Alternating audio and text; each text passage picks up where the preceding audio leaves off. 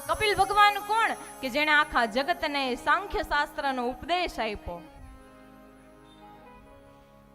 કંદર્પ ઋષિ પરણતા પહેલા એક શરત મૂકે છે કે દેવહૂતિ આપણા લગ્ન થાશે, સંતાન થાશે ને, જેવું જ સંતાન થાશે તે હું જંગલમાં તપ કરવા માટે વહી જઈશ.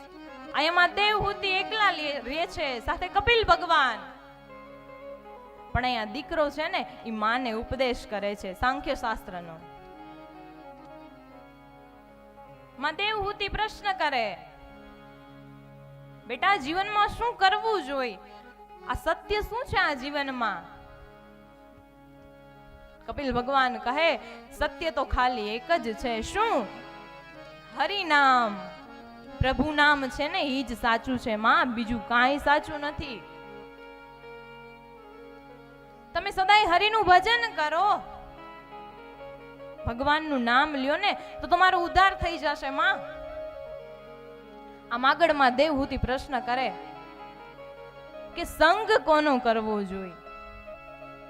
અહીંયા કપિલ ભગવાન કહે, શૈવસ્ય સાધુ પુરુષ, હે કે તમે હંમેશાના માટે સંતોનો સંગ કરો.